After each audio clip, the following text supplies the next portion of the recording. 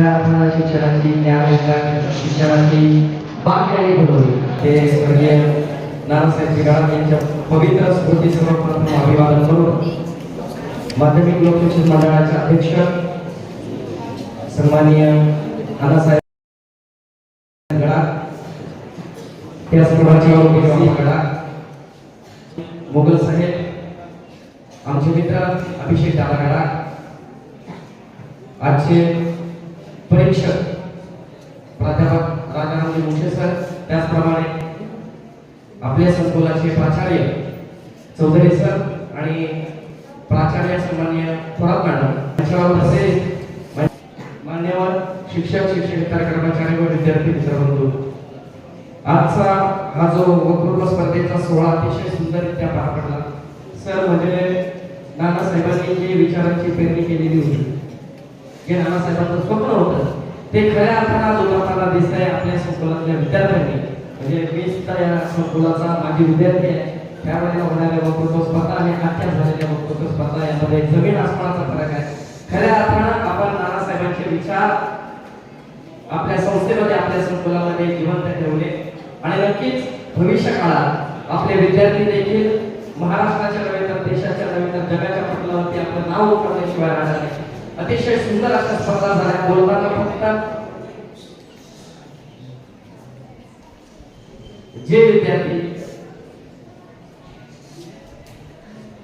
अतिशय वेगवान ज्याच्या मागे गाडी आली असे विद्यार्थी होते, परंतु तरी देखील अतिशय सुंदर असा कार्यक्रम झाला. मी फक्त जाता एक छोटीशी गोष्ट सांगतो. उद्याच्या देशाचं भविष्य तुम्ही आहात. विद्यार्थ्यांनी शाळा मागवल्यामध्ये कॉलेजचे विद्यार्थी असतील असं मी अपेक्षित होतो. त्या कॉलेजच्या विद्यार्थ्यांना अनुसरून तुम्हाला सांगतो की तारुण्य ही तुम्हाला आम्हाला दिलेली शक्ती आहे.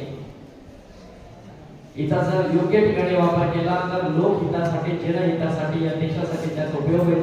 नानासाहेबांनी खऱ्या अर्थाने करून दाखवलं आणि या जगापुढे, या समाजापुढे आदर्श निर्माण केला.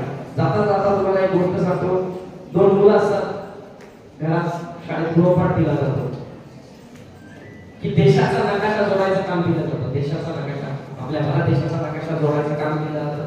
तो जो विद्यार्थी असतो त्याला प्रचंड मेहनतीने तो नकाशा जोडतो आणि काही कामानिमित्त उठतो आणि घराच्या बाहेर जातो. त्याच्या घरात त्याचा लहान भाऊ असतो, तो गुणकार असतो, त्याच्याकडे तो नकाशा फाटतो, फाटला जातो तो न कळतरित्या. त्याला कळत नाही, तो पूर्ण नकाशा फाटून खाली पडलेला असतो. तो त्याचा मोठा भाऊ येतो, बघतो आपल्या देशाचा नकाशा फाटलेला. त्याने एवढी मेहनत केलेली असते, तास, 1.5 तास, 2 तास, 3 तास ती मेहनत करून तो नकाशा बनवलेला असतो. आता करायचं काय, उद्या शाळेत द्यायचं आहे म्हणून तो रडत रडत पुन्हा घराच्या बाहेर जातो. आपल्या लहान भावाला खूप बोलतो, आई वडिलांना सांगतो तुम्ही यांना सांगा असं तसं. तो काय ऐकत नाही, तो बाहेर निघून जातो रागा रागा. 2 मिनिटाच्या आत त्याचा लहान भाऊ होतो. त्याचे वडील प्रयत्न करतात, वडिलांनाही जमत नाही, त्याच्या आईलाही जमत नाही, परंतु तो त्याचा लहान भाऊ असतो. तो 2 मिनिटात जे 3 तास यायला लागतात तसे तो 2 मिनिटात ते काम पूर्ण करतो. आणि त्याचा मोठा भाऊ नाही, तो नकाशा पूर्ण झालेला आहे. तर त्याच्या घरचे त्याला विचारतात, त्याचा मोठा भाऊ त्याला विचारतो की मला 3 तास लागले नकाशा जोडायला, एवढं 10 मिनिटात त्याने जोडलं. तो सांगतो की मी नकाशा उलटा केला, तिथे माणूस होता, मी फक्त माणूस जोडला, देश ऑटोमॅटिक जोडला गेला.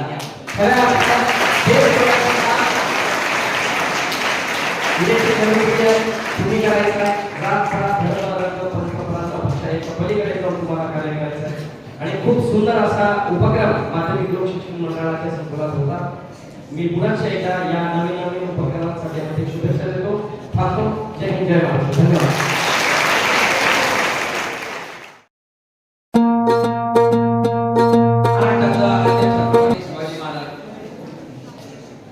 क्रांतीसूर्य महात्मा ज्योतिराव फुले, विश्वरत्न डॉक्टर बाबासाहेब आंबेडकर या महामानवांना वंदन करून आज जे संपूर्ण सिन्नर तालुक्याच्या नव्हे तर महाराष्ट्राच्या राजकीय पटलावर ज्यांनी स्वतंत्र अस्तित्व निर्माण केलं ते सूर्यबाजी तथा नानासाहेब जगडाप या सर्वांचे सिन्नर तालुक्याचे पितामह आणि या पितामहांनी जे एक वेगळं विश्व निर्माण केलं आणि त्या विश्वाच्या आधारावर आपण बोलतो त्यांचा जन्मदिन आपण साजरा करतो. या निमित्ताने आजच्या कार्यक्रमाचे अध्यक्ष आदरणीय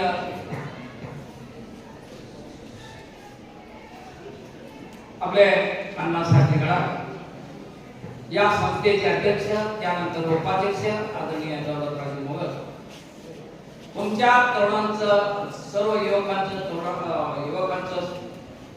प्रेरणास्थान आदरणीय अभिषेकजी, आमचे सन्मित्र आणि मार्गदर्शक आदरणीय विद्यार्थी, या विद्यालयाचे अतिशय कार्यतत्पर मुख्याध्यापक आदरणीय प्राचार्य चौधरी सर, सर्व प्राध्यापक, शिक्षक आणि विद्यार्थी वर्ग, तुमच्यासाठी एकच होतो.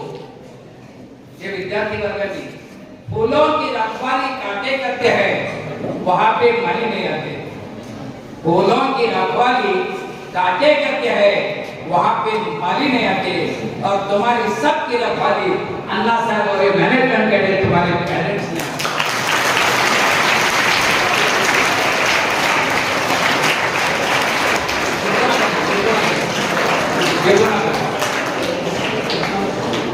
विद्यार्थी मित्रों, तुम्ही प्रथम जे वेगवेगळ्या शाळेमधून इथे स्पर्धक आले, हे जे पुढे बसले, या सर्व 2 मुलं आणि 8 मुलींसाठी जोरदार टाळ्या वाजवा.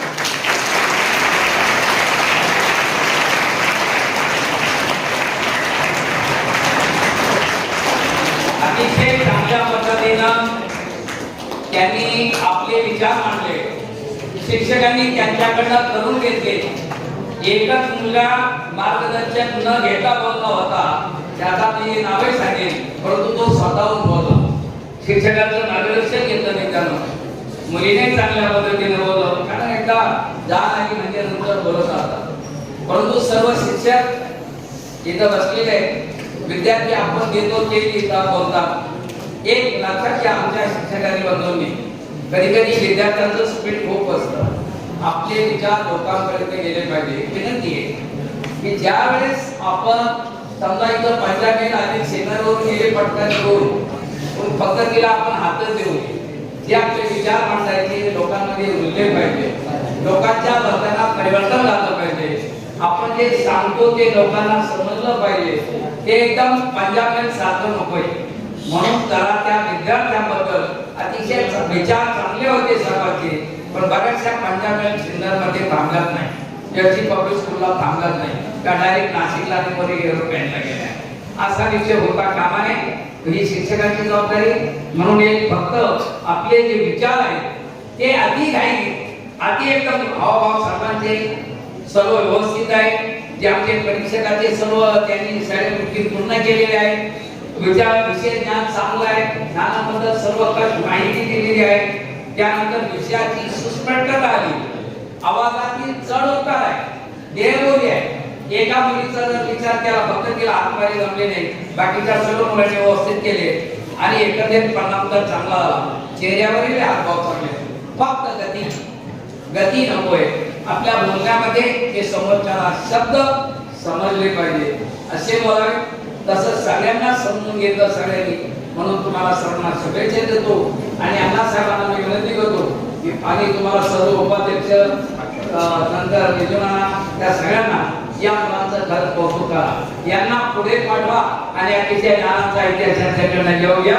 अतिशय तोरा मुलाची माहिती दिलेली आहे आणि यातला संदेह असावा.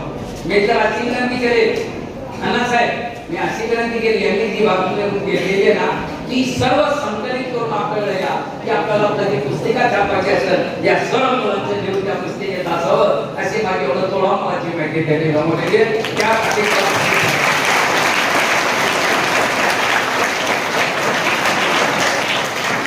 पहिला नंबर कोणाचा, दुसरा कोणाचा काही किंमत नाही. सगळे तोळा मुलाचे विद्यार्थी होते. चांगलं दिलं.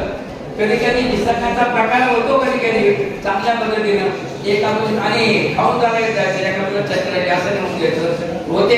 त्या आम्ही सर्व माफ करतो, त्याच्याबद्दल काय विषय नाहीये. अतिशय चांगल्या पद्धतीने मुलांनी बोललेले आणि नानासाहेबांचा म्हणजे जो नानासाहेबांनी उजेडाची उजाड होणारी वाट या सेनामध्ये रोवली.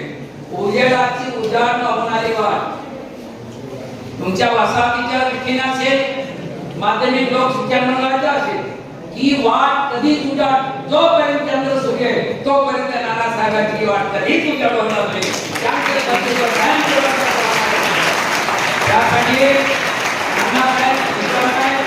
त्यानंतर गौरवराव आहे, म्हणजे आपले जावेद भाव असतील, आणि त्यानंतर आपले अभिषेकच्या रूपाने एक तेजस्वी तारा इथे जन्माला आलेला आहे. मी अभिषेकला विनंती करतो, तो सर्वांमध्ये मिसाल येतात समोर अलग हम सबसे रहते ज्या खेडे समिती मेरा देश की चाहे दिसे असे अभिषेक सरांच्या नावाला जातो कार्यालय पाहिजे.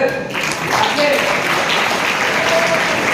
सगळ्यांमध्ये मिसळणार आहे, सगळ्यांना मार्गदर्शन करणार आहे आणि सगळ्यांना आपुलकीच्या नात्यानं.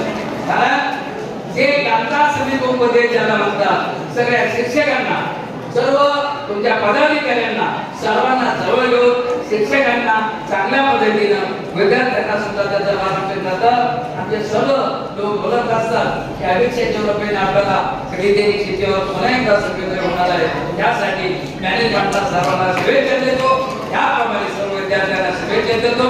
आम्हाला बहुत सन्मान केला आणि परीक्षा पदाचा योग्य सन्मान केला. अण्णासाहेब, आपण चांगल्या कार्यक्रम आपण आतापर्यंत